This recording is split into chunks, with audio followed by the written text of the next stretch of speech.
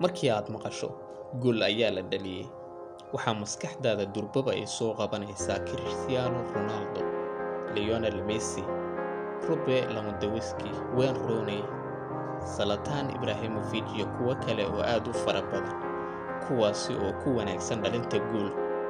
Kubadda cagta waxaa xiisaha u yeelaya waa dhalinta gool, kumana sii jirto qarniga 21aad, taasi oo weeraryahanada lagu kala iibsado lacag aan caadi ahayn.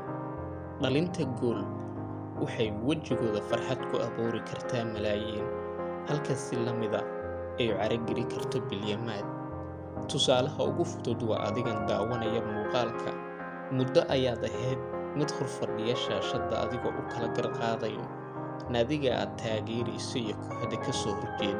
Dareenkaaga siduu u bedelayaa gool ka dhasha kulankaas haddii laga dhaliyo naadiga aad taageerayso, iyo si la mid ah haddii ay dhaliso naadiga ka soo horjeeda.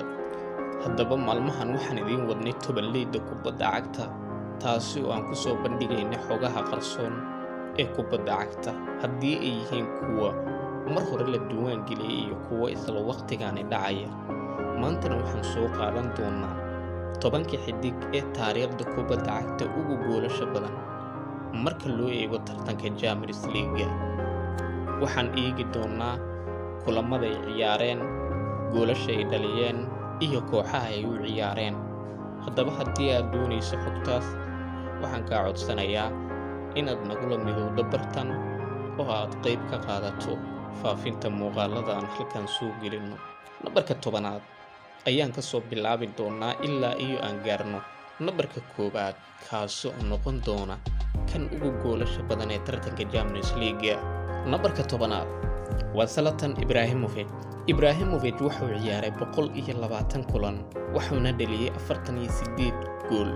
Waxa uu ciyaaray kooxo badan oo ay ka mid yihiin Barcelona, Manchester United, labada Milan, Juventus, Paris Saint-Germain iyo Ajax.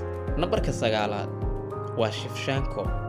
Shevchenko wuxuu ciyaaray 100 kulan, isagoo dhaliyay 48 gool. Kooxaha waaweyn oo ciyaaray waxaa ka mid ah AC Milan iyo Chelsea. Nambarka 8aad waa Alfredo Di Stefano. Waxa uu ciyaaray 58 kulan, isagoo dhaliyay 49 gool. waxauna u ciyaaray naadiga Madrid. Nambarka 7aad waa Thierry Henry. Henry waxa uu ciyaaray 112 kulan, waxauna dhaliyay 50 gool, isagoo metelay fanaanadaha Monaco, Arsenal iyo Barcelona. Inkastoo uu ciyaaray Juve, haddana weligiis ma uuna metelin tartanka Champions League. Nambarka 6aad waa Ruud van Nistelrooy. Van Nistelrooy waxa uu ciyaaray 73 kulan, isagoo dhaliyay 56 gool. Waxa uu metelay kooxaha PSV, Manchester United iyo Real Madrid. Nambarka 5aad waa Raul González. González waxa uu ciyaaray 141 kulan, waxauna dhaliyay 71 gool. Waxa uu ciyaaray Real Madrid iyo Schalke 04. Nambarka 4aad waa Karim Benzema. Benzema waxa uu ciyaaray 118 kulan, isagoo dhaliyay 71 gool. waxauna u ciyaaray Lyon iyo Real Madrid oo haatan ka tirsan yahay.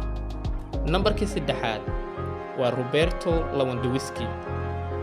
Lewandowski waxa uu ciyaaray 89 kulan, waxauna dhaliyay 73 gool. Nambarka 2aad waa Lionel Messi.